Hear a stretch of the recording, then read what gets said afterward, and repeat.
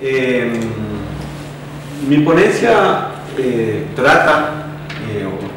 sobre la relación entre el Estado y el movimiento indígena en el Ecuador. Tiene como título Estado y movimiento indígena en el Ecuador, del multiculturalismo neoliberal al Estado plurinacional degradado. Es una ponencia que resume o que intenta trazar como la línea argumental más general que estoy trabajando en mi tesis de doctorado, en la investigación de doctorado, y que toma el tema de la relación entre el Estado y el movimiento indígena a partir de la irrupción del movimiento indígena como agente político, con su propia voz y discurso político en el escenario político nacional, a raíz del primer levantamiento indígena nacional de 1990, y que va hasta el momento actual. Justamente por eso la ponencia habla del multiculturalismo neoliberal al Estado plurinacional degradado, que es un poco el argumento que estoy intentando desarrollar para entender el proceso, las continuidades y rupturas o inflexiones que se producen a partir del proyecto neodesarrollista del gobierno de Correa respecto a la etapa anterior del multiculturalismo y neoliberalismo. Básicamente mi interés es entender, por un lado, cuáles son las respuestas generadas desde el Estado a ese proceso de irrupción del movimiento indígena y de cuestionamiento a través de los levantamientos y de la movilización a las políticas neoliberales. ¿Qué respuestas el Estado va articulando y, mejor dicho, cómo esas respuestas van asumiendo la forma de una política coherente para el tratamiento de la cuestión étnica y para el tratamiento de la diferencia cultural? Entonces, en ese sentido, retomo el concepto de administración de poblaciones planteado por Andrés Guerrero y a partir de ahí hago parto como de dos perspectivas, del campo de confluencia de dos perspectivas teóricas que son las que me permiten interpretar este proceso, que son las nociones de gubernamentalidad y biopolítica en Foucault y la noción de hegemonía para la interpretación del proceso político, la noción de hegemonía de Gramsci en esa vinculación de coerción y consenso para el establecimiento de la creación moral e intelectual. El planteamiento fundamental es que a partir del proceso de irrupción india y de movilización y de los levantamientos indígenas, el Estado despliega y desarrolla una política coherente de administración de la población indígena que es concebida como una biopolítica en donde el multiculturalismo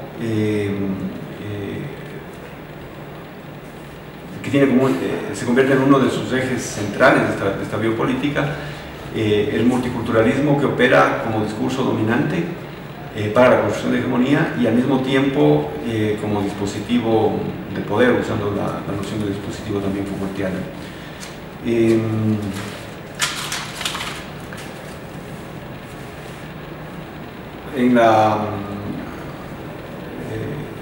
Al hacer un análisis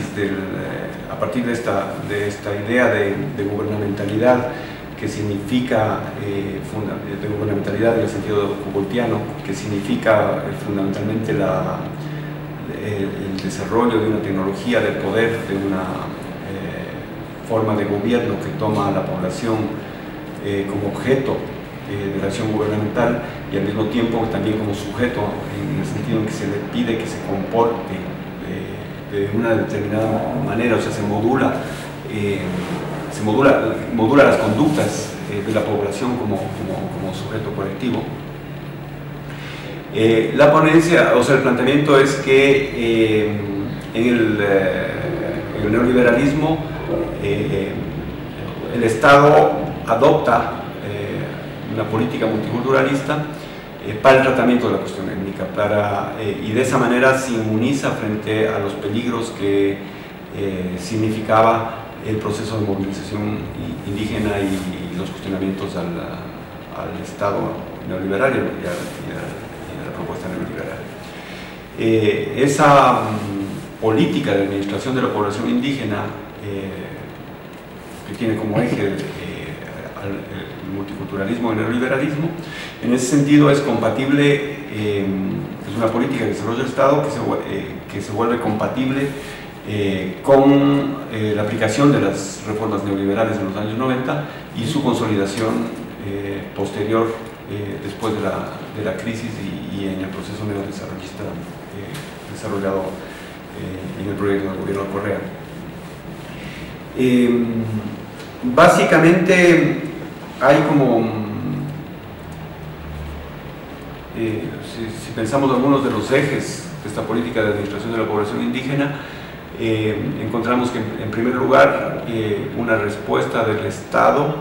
en donde se funcionalizan los mecanismos de diálogo con las organizaciones indígenas en una agenda que se restringe, una agenda más restringida, planteada por el propio Estado dentro de los límites que establece el Estado para no afectar los procesos de acumulación capitalista, especialmente en el campo. Un segundo aspecto de esta política tiene que ver con la creación o la apertura del Estado para incorporar y para tratar la cuestión étnica por medio de la creación e incorporación de una institucionalidad indígena en el Estado, una institucionalidad indígena que de una u otra manera para el tratamiento de los problemas específicos y ahorita específicamente hacia las poblaciones indígenas. Entonces ahí tenemos todo el proceso de creación de instituciones indígenas que incorporan además una participación efectiva de los representantes indígenas en la gestión de estas entidades. Un tercer aspecto tiene que ver con el establecimiento de una serie de concesiones y el reconocimiento de un conjunto de derechos a nivel constitucional. Inicialmente se reconoce el Estado como Estado pluriétnico y pluricultural, y se amplía, se hace el reconocimiento de un amplio abanico de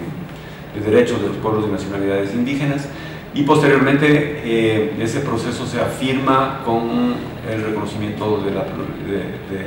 Ecuador como Estado plurinacional y multicultural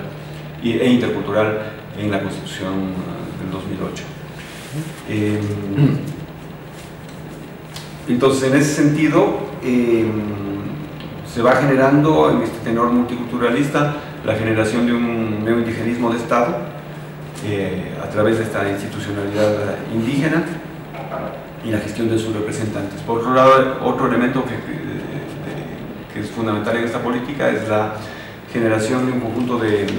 proyectos y la atención a demandas puntuales de las organizaciones indígenas en el campo de confluencia del campo político con el campo del desarrollo rural. Entonces ahí, y al mismo tiempo la gestión de esos proyectos y de esas acciones dirigidas o caminadas hacia la población indígena por parte de los propios, también de representantes indígenas. Lo que llevó en los años 90 a la subordinación del discurso o si se quiere, al desmontaje de los contenidos contestatarios en el discurso indígena a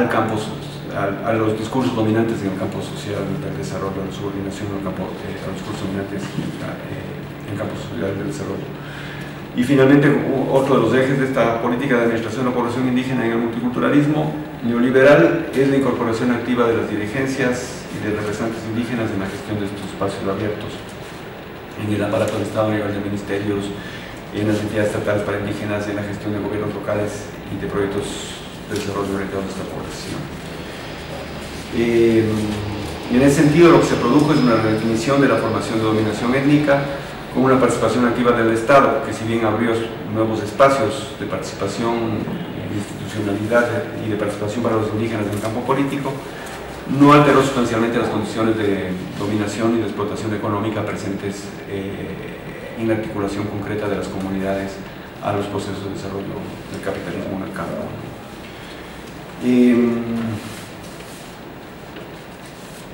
Al entender un poco el multiculturalismo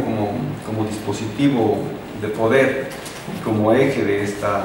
política de administración de la población indígena, es a través del discurso multiculturalista como el Estado se inmuniza frente al proceso de movilización indígena, como vacuna frente al proceso de movilización indígena y los peligros que este proceso de movilización representaba para la aplicación de políticas neoliberales. Esto se evidencia, por ejemplo, con bastante claridad, por ejemplo, en el tratamiento a las diferencias culturales en el proceso del reconocimiento de los derechos colectivos de las asambleas constituyentes, como también, por ejemplo, en el tratamiento dado en el proceso de aprobación de la legislación agraria en el año 94 y en el proceso de negociación luego del levantamiento indígena en oposición a esa propuesta de ley. Por otro lado, lo que hace el multiculturalismo opera como un triple proceso en términos de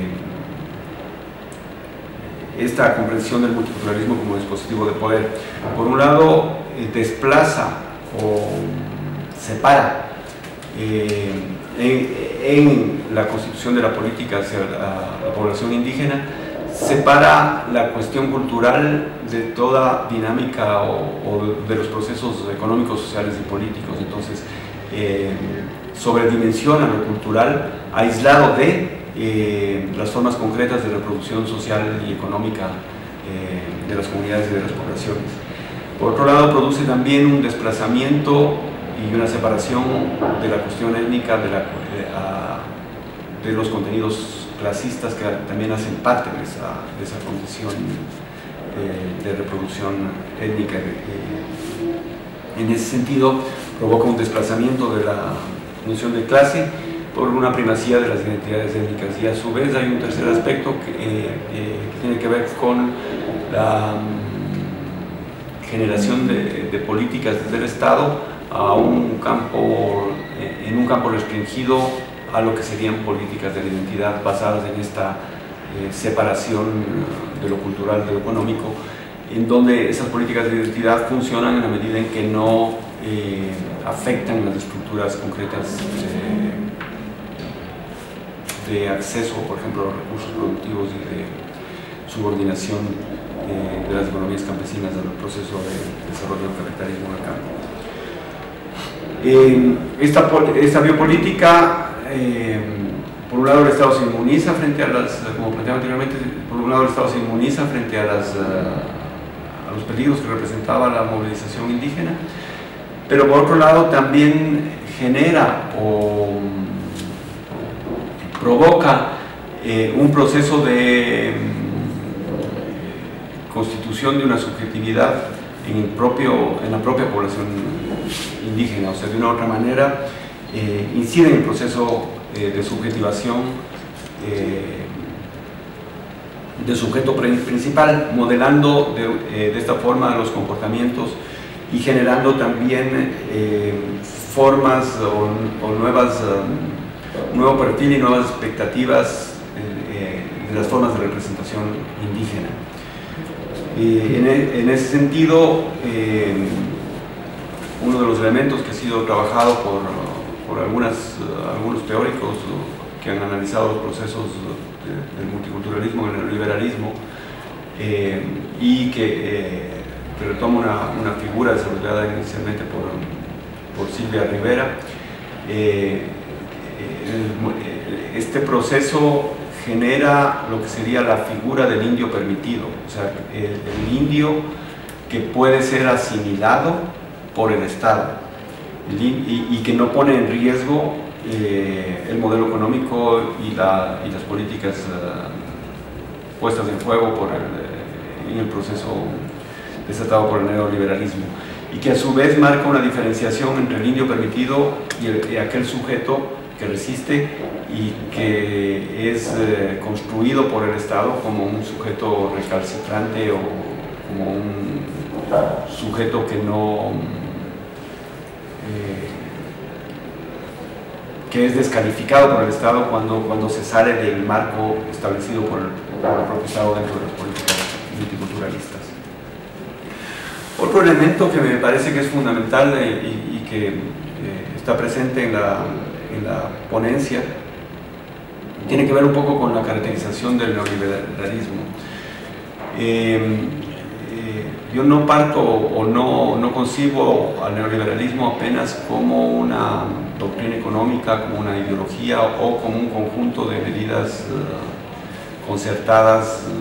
fundamentalmente en el consenso de Washington, sino que partiendo un poco de la perspectiva teórica que orienta el trabajo, planteo o trabajo al neoliberalismo básicamente como una fase de desarrollo del capitalismo en el momento actual, o sea, como una etapa que tiene que ver con la reconfiguración general a nivel global del capitalismo, generada desde finales de los años 70, y que está presente hasta el momento actual y a nivel global, y de la cual no hay cómo salirse totalmente, digamos, que va más allá de lo que sería una visión muy simplista que opone al Estado, al mercado y al Estado. Al ser una fase del momento actual del capitalismo, en realidad la acción del Estado queda como puede variar sin necesariamente transformar al neoliberal, la actuación del Estado sin necesariamente transformar al proceso global de desarrollo capitalista sustentado en elementos neoliberales. Y por otro lado, concibo el neoliberalismo también como una razón de Estado. O sea, creo que uno de los elementos importantes, y creo que ahí también hay algunos elementos, algunos pensadores que han venido desarrollando eso, que piensan el neoliberalismo como una racionalidad gubernamental, en donde el modelo de empresa y la competencia generalizada se aplican o se desarrollan en todos los ámbitos de la sociedad, desde los ámbitos individuales hasta los ámbitos más amplios de operación, por ejemplo, del propio Estado, que adopta el modelo de empresa para toda su gestión gubernamental, pasando por las universidades y pasando por todas las instituciones y entidades de la sociedad, donde se construye inclusive el individuo como emprendedor de sí mismo, ¿no?, en esa lógica de competencia generalizada. Entonces, a partir de eso, yo planteo una crítica a aquellas posiciones que ven en este proceso de los últimos años de asunción de varios gobiernos llamados progresistas. Planteo una crítica a la concepción, a las propuestas de estos gobiernos y a la concepción de que estaríamos viviendo un momento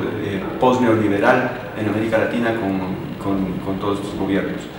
Y en ese sentido prefiero utilizar la idea de neodesarrollismo, de proyecto neodesarrollista, que es compatible con el neoliberalismo, planteada, por ejemplo, por Harvey, que tiene varios elementos en términos de un proyecto de nación, de una activa participación del Estado en ese proyecto, en la construcción de ese proyecto de nación, y al mismo tiempo una búsqueda en el proyecto de desarrollo de un proceso de industrialización, siempre en el marco de los procesos de desarrollo del capitalismo. Entonces, en ese sentido, lo que yo analizo y trabajo un poco en la ponencia es cómo, una vez que Rafael Correa asume el gobierno y se va configurando este proyecto neodesarrollista, por un lado se produce un proceso de construcción de hegemonía, de una hegemonía de clase, y por otro lado, cómo se da una continuidad con la política de administración de poblaciones basada en el multiculturalismo desarrollada en los años anteriores. O sea, me interesa entender un poco las continuidades y también las inflexiones en ese proceso a partir del proyecto neodesarrollista desplegado y desarrollado por Correa. Y claro, ahí efectivamente en el gobierno de Correa, con una retórica antineoliberal y usando y apropiándose o capturando algunos de los elementos simbólicos que estaban presentes en el discurso indígena, comenzando por el summa causa o propuestas que fueron levantadas en el proceso de resistencia al neoliberalismo y que inclusive fueron reconocidas en la Constitución, como todo el tema de los derechos de la naturaleza, la defensa de la Pachamama, desde el lado de las poblaciones indígenas, de los movimientos indígenas. El Estado captura aquellos elementos para garantizar o para favorecer un proceso de construcción hegemónica, pero al mismo tiempo vacía de contenidos a esos. En ese proceso termina vaciando de contenidos a esos elementos que nacieron, que estaban presentes o que están presentes en los discursos de resistencia del propio movimiento indígena. Y pensando un poco esta idea de construcción de hegemonía en su doble dimensión, tanto como coerción, como en esa combinación, esa conjugación de coerción y consenso, ¿no? Coerción latente o coerción real, no solamente porque la coerción opera en los dos sentidos, ¿no? Entonces, claro, ahí un poco el planteamiento que está por detrás en esta construcción es la idea de que efectivamente en el gobierno de Correa se produce una consolidación de la hegemonía burguesa con la participación efectiva de varios grupos económicos que de una u otra manera se vinculan al proyecto neodesarrollista del gobierno y que por otro lado generan un conjunto de transformaciones incluyendo cierta redefinición del papel del Estado que termina siendo un Estado funcional para el capital y la Constitución, además, bajo la Constitución de una lógica tecnocrática también de gestión. Finalmente, un poco el planteamiento que se hace es que en este contexto una de las inflexiones que se da respecto al multiculturalismo y al neoliberalismo es lo que califico o la idea que estoy trabajando, que es la idea de un Estado plurinacional degradado en el sentido de que en relación a los contenidos o en relación a los planteamientos de la plurinacionalidad basada en la idea de autodeterminación, autonomía, en la construcción de un sujeto político a partir del movimiento y de las organizaciones indígenas. En relación a eso, a esos planteamientos originales generados desde el proceso de movilización y desde el movimiento indígena, el propio reconocimiento del Estado plurinacional y la forma concreta como empieza a operar en este proyecto neodesarrollista del gobierno de Correa lo que se produce es un estado plurinacional degradado, o sea, un vaciamiento de esos contenidos, y que tiene múltiples expresiones en la gestión y en la forma concreta de administración de la población indígena generada en el gobierno de Correa. En el sentido, lo que se produce es una degradación de los sentidos y contenidos de la plurinacionalidad definida por el movimiento indígena,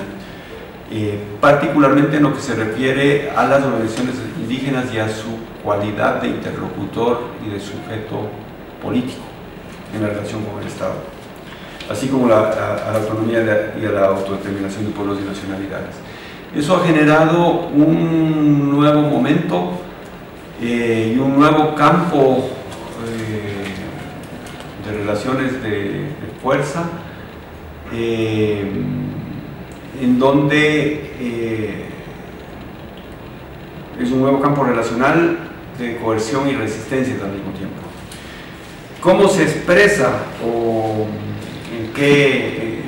cómo se ha ido definiendo esta idea de Estado plurinacional degradado?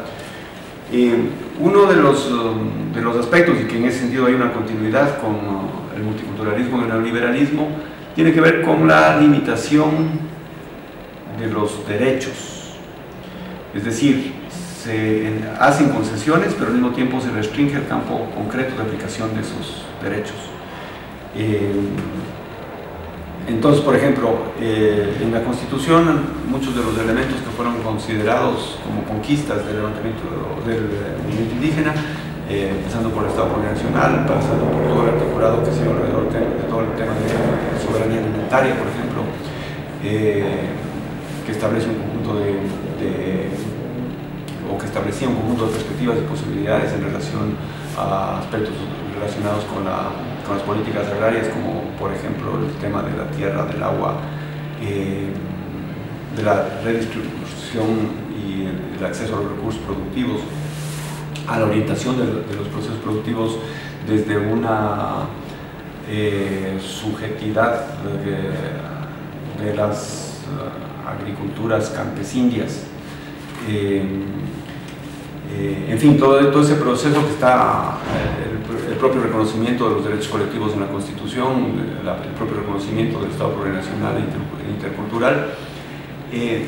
todo ese proceso de conquistas en el Estado plurinacional degradado, se produce un proceso en donde se va generando sistemáticamente una limitación del potencial transformador de esos derechos alcanzados en la Constitución, y del potencial transformador que esas conquistas tenían. Y eso se opera fundamentalmente por medio de todo el proceso de establecimiento de la legislación secundaria, sea de las leyes, como de los reglamentos que se van expidiendo en esta dinámica concreta de gestión y de administración de la población indígena en el gobierno de Correa. En ese sentido, lo que se provoca es una desactivación sistemática de todos aquellos temas críticos con potencial transformador que podían poner en riesgo el proceso de modernización y desarrollo del capitalismo empujado por el gobierno de Correa y consolidado en este proceso de construcción hegemónica. Por otro lado, hay un redespliegue de una política indigenista integradora desde el Estado, que tiene como un doble aspecto. Por un lado, la negación de la autonomía y el protagonismo de las organizaciones indígenas como sujetos, como interlocutores frente al Estado, y por otro lado, la conversión de las comunidades indígenas, de la población indígena, en receptores pasivos de la acción del gobierno. Y en ese sentido, efectivamente, y partiendo un poco nuevamente de la noción de gubernamentalidad de Foucault, de que lo que se busca, o sea, que por un lado la población se constituye en objeto, pero también en sujeto, en términos de la modelación de los comportamientos de la población, en este caso específicamente de la población indígena. Entonces se produce un proceso de construcción de sujetos obedientes, ¿no? Por otro lado, hay un proceso de instrumentalización de la plurinacionalidad o de funcionalización de la plurinacionalidad a los requerimientos del modelo de desarrollo capitalista, y eso se expresa particularmente a través de, por ejemplo, la construcción de políticas agrarias que fundamentalmente desconocen a las economías campesinas, indígenas, como sujetos productivos, que normalmente se construyen más que nada como sujetos pasivos de recepción de todo lo que ha dado el gobierno para las poblaciones,